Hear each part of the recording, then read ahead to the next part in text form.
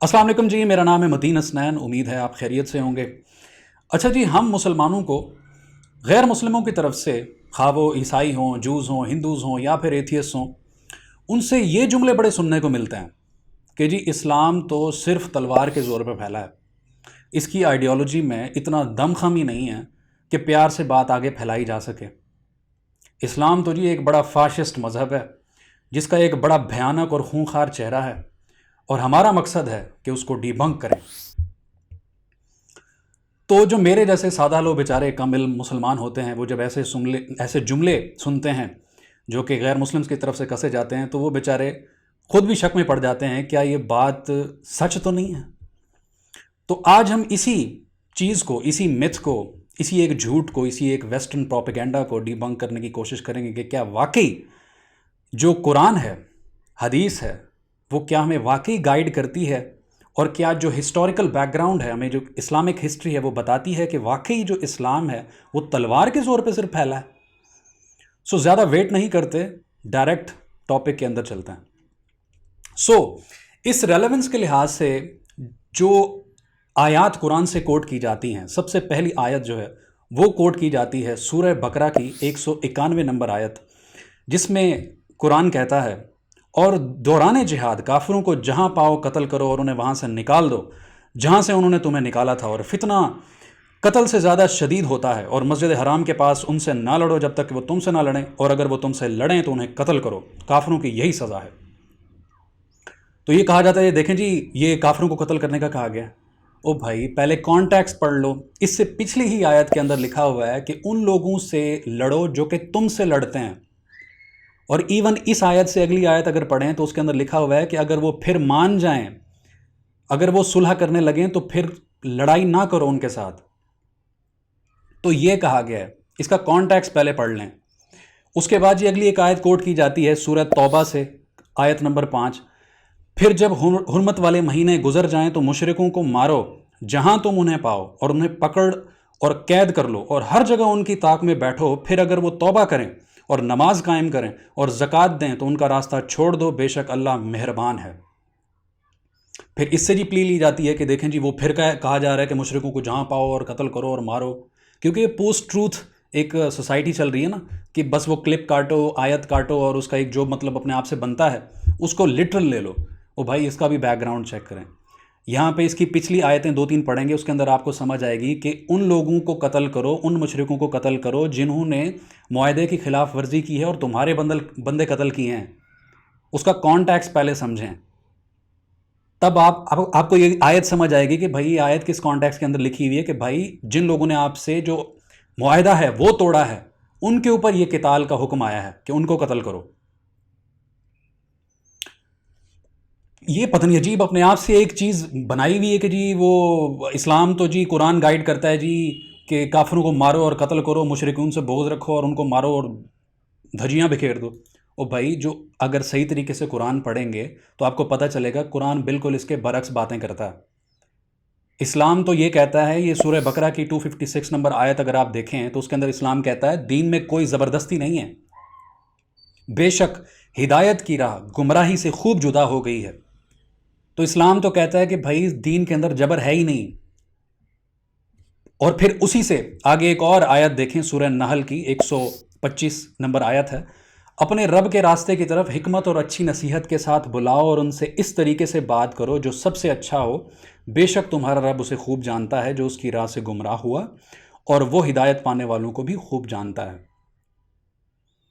तो भाई ये कहता है कुरान कि इस तरीके से अच्छी नसीहत करो, अच्छी हिकमत से बातें करो, और प्यार से, अखलाक से किसी को अपने दीन की तरफ अट्रैक्ट करो।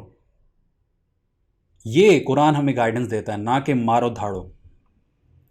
अच्छा जी, फिर आगे बढ़ते हैं। वो जो लोग कहते हैं जी कि हज़रत मोहम्मद सल्लल्लाहु अलैहि वसल्लम जो थे एक वॉर लॉर्ड थे, और उनकी ये जो एक इमेज पोर्ट्रे किया जाता है वो ये किया जाता है जी, वो शायद किसी ऊँट या किसी घोड़े के ऊपर आते थे, क्योंकि वो एक सरदार थे, जंगजू आदमी थे। तो एक शायद जो एक हाथ में कुरान होता था और एक शायद में जो तलवार होती थी, और वो आके बोलते थे हाँ भाई कलमा पढ़ो वरना मैं तो गर्दन उड़ा देनी है तुम्हारी। और सारे जो थे मुस्लिम, जो जितने भी मुस्लिम्स थे, जितने मुस्लिम कमांडर्स थे, उनका शायद काम ही यही था, इसी तरीके से वो गर्दनें उड़ाते रहते थे, ब्लैकमेलिंग करते थे। اور بھائی اگر حضور صلی اللہ علیہ وسلم نے اگر اسی طریقے سے دین پھیلانا تھا تو فتح مکہ کے اوپر ان کو کوئی روک سکتا تھا کہ وہ کسی کی کہ اس طرح کی وہ جو ڈیل تھے وہ کسی کو آفر کرتے کہ بھائی اسلام قبول کرنا ورنہ مار دوں گا تمہیں؟ حالانکہ وہ اس پوزیشن میں تھے کہ وہ کچھ بھی کرنا چاہتے وہ کر سکتے تھے. اس کے علاوہ ان کے ٹیمپرامنٹ کا، ان کی اپروچ کا آپ کو تب پتہ چلے گا. صحیح بخاری کی ایک حدیث ہے، اس کے اندر حضرت خالد بن ولید کے حوالے سے ایک واقعہ ہے جس کو آپ یہ پڑھیں، اسکرین پہ بھی آپ کو دکھ رہا ہوگا. نبی کریم صلی اللہ علیہ وسلم نے حضرت خالد بن ولید کو بنو خزیمہ کی طرف بھیجا. خالد بن ولید نے انہیں اسلام کی دعوت دی، لیکن انہیں ہم اسلام لائے کہنا نہیں آتا تھا. یہ حدیث کو میں کٹ کر رہا ہوں کہ کافی بڑی ہے. الٹیمیٹلی یہ ہوا کہ جب وہ پریچنگ کرنے کی طرف گئے تو ان سے غلطی ہوئی، ان سے مس ہینڈلنگ ہوئی سچویشن کی، اور انہوں نے وہاں پہ بندے مار دیے. تو جب ان کے جو ساتھی صحابہ تھے انہوں نے آ کے حضور صلی اللہ علیہ وسلم کو بتایا تو حضور صلی اللہ علیہ وسلم نے کہا کہ اللہ تعالیٰ کو دعا کی، اللہ تعالیٰ سے کہا کہ میں اس سے بری ذمہ ہوں. میں نے یہ نہیں حکم دیا تھا کہ اس طریقے سے جا کے بندے مار دو، میں نے تو صرف پیار محبت سے تبلیغ کی بات کی تھی. اور اس کے بعد جتنے بندے مرے تھے حضور صلی اللہ علیہ وسلم نے حضرت علی کو بھیجا تھا کہ اس کا جو ایک ہوتا ہے نا قصاص جو ہوتا ہے وہ بھر کے آؤ، چاہے ان کا کوئی جانور مرا ہے، چاہے ان کی کوئی فصل تباہ ہوئی ہے ساری بھگدڑ کے اندر. تو یہ ہے اسلام کی اپروچ، پیار محبت سے. اس کے علاوہ دوسرا پوائنٹ یہ بولا جاتا ہے کہ جی مسلمانوں نے ساری جنگیں انیشیٹ کی تھی. تو بھائی اگر آپ تاریخ پڑھیں تو مسلمانوں نے 3 ریزنز کی وجہ سے جنگیں کی تھی. پہلا اپنے ڈیفنس کے اندر، جب انہیں خطرہ ہوتا تھا کہ جو دشمن ہے ہم پہ حملہ کرنے آ رہا ہے، دین وہ ڈیفنس کی طرف جاتے تھے اور جنگ لڑتے تھے. دوسرا یہ کہ پریمپٹیو ڈیفنس کی طرف جاتے تھے، جب انہیں پتہ ہوتا تھا کہ پیچھے پلاننگ چل رہی ہے، پیچھے دھوکہ بازی کی پلاننگ ہو رہی ہے اور ہمیں کسی طریقے سے ایمبوش کے اندر مارا جائے گا، تو تب وہ جنگ خود انیشیٹ کرتے تھے کہ جنگ تو ہونی ہی ہے. تو وہ پہلے ایک ایڈوانٹیج کی صورت کے اندر دوسری جنگ وہ انیشیٹ کرتے تھے. اور جو تیسری وجہ یہ تھی کہ جو کہ قرآن ہمیں گائیڈ کرتا ہے کہ ایسے ممالک یا ایسی قومیں، ان کو اگر آپ کو یہ معلوم ہو کہ وہ جو لوگ ہیں وہ کسی ظلم کے اندر ہیں، ان کے اوپر بربریت ہو رہی ہے، ان کے جو ہیومن رائٹس ہیں وہ وائلیٹ کیے جا رہے ہیں، اور وہ آپ کو مدد کے لیے پکارتے ہیں، تو آپ ان کی مدد کو جا سکتے ہیں، چاہے آپ کو جنگ ہی کیوں نہ کرنی پڑے. تو یہ ہمیں احکامات دیے گئے ہیں قرآن کے اندر. تو تیسری وجہ یہ ہوتی ہے جس کی وجہ سے ہسٹری کے اندر بھی مسلمانوں نے جنگیں انیشیٹ کی. اچھا جی، اب ہم آگے بڑھتے ہیں اور ذرا یہ دیکھتے ہیں کہ 4 براعظموں کے اندر جو مسلمانوں کی ڈفرینٹ ادوار کے اندر حکومت رہی ہے. اگر اسلام کی پریچنگ واقعی یہی ہے کہ جہاں پر بھی جاؤ اور جو بندہ ملے اس کے زبردستی جو ہے اس کے گلے کے اندر اسلام ٹھونس دو اور تلوار کے زور کے اوپر اس کو اسلام قبول کراؤ، اگر واقعی جینوئنلی اسلام کی تعلیمات یہی ہیں، قرآن و حدیث یہی گائیڈنس کرتا ہے، تو صاف سی بات ہے کہ جہاں جہاں پر مسلمان حکومتیں رہی ہوں گی انہوں نے اپنی ساری کی ساری رعایا کو مسلمان بنا دیا ہوگا. ہونا تو یہی چاہیے.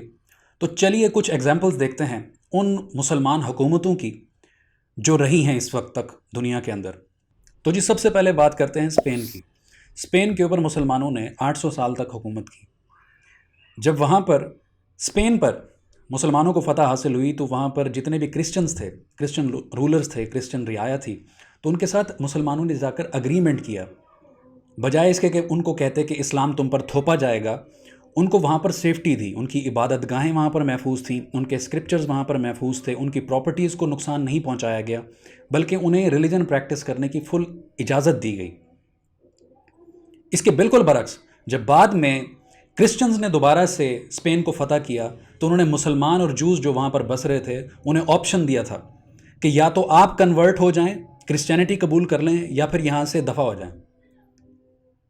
تو یہ بات رہی اسپین کی. اس کے علاوہ عرب کنٹریز کی طرف آئیں. عرب کے اوپر مسلمانوں کی 1400 سال تک حکومت رہی ہے، چند ان سالوں کو چھوڑ کے جن کے اندر کچھ سال جو ہے وہ برٹش امپائر کی حکومت رہی ہے اور کچھ سال جو ہے جو فرینچ امپائر تھی ان کی حکومت رہی ہے. لیکن اب تک 1400 سال اگر مسلمانوں کی وہاں پہ حکومت رہی ہے تو تمام عرب کو وہاں پر مسلمان ہی ہونا چاہیے تھا. لیکن آج بھی 15 ملین کرسچنز جو ہیں وہ عرب کنٹریز کے اندر بس رہے ہیں. تو یہ بات رہی عرب کنٹریز کی. اس کے علاوہ آگے بڑھیں اور انڈیا کی طرف آئیں.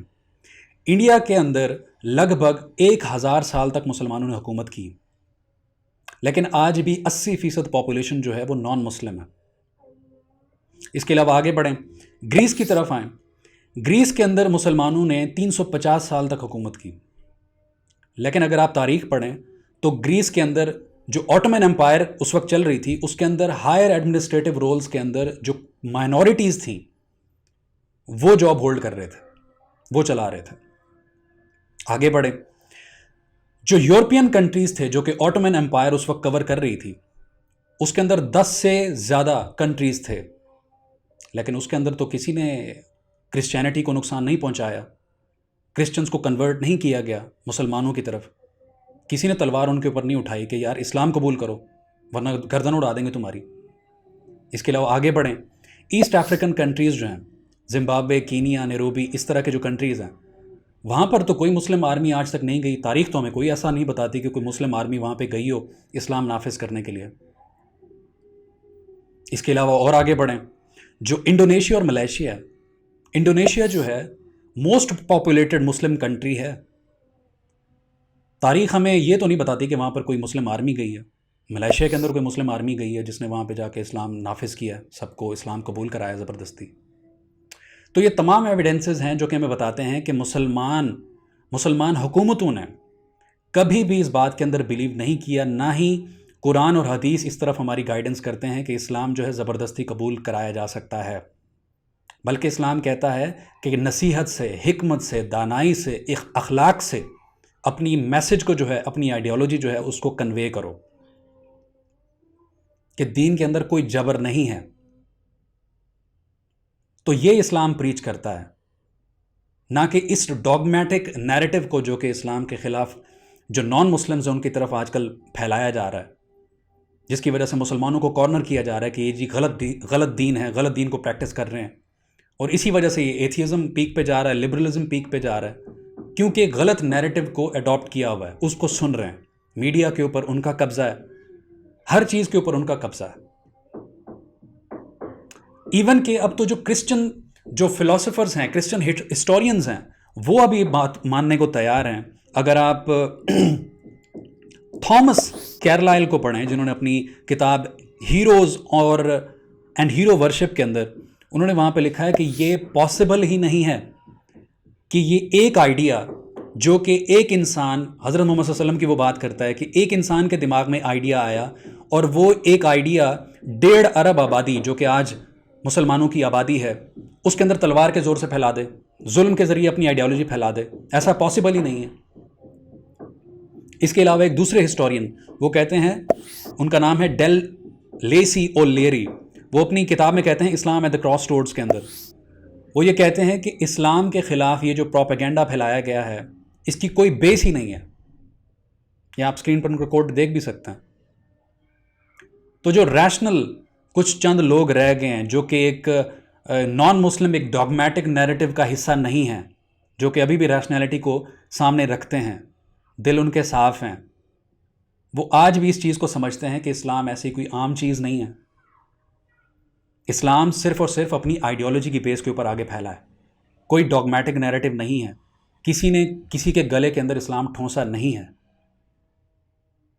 ہاں یہ ضرور ہوتا تھا، یہ کرسچن جو رولرز تھے ان کے ساتھ بھی ضرور ہوتا تھا کہ جہاں پر وہ جا کے فتوحات کرتے تھے، وہاں کی جو رعایا ہوتی تھی وہ ڈیفرنٹ اپنے بینیفٹس نکالنے کے لیے وہ ایک سائڈ پہ آ جایا کرتی تھی، ڈیفرنٹ پرکس کو انجوائے کرنے کے لیے، یا اپنی جان کو بچانے کے لیے، یا ایک پاور کو انجوائے کرنے کے لیے، یا پھر ان کو یہ لگتا تھا کہ جو خدا ہے وہ شاید ان کے ساتھ ہے۔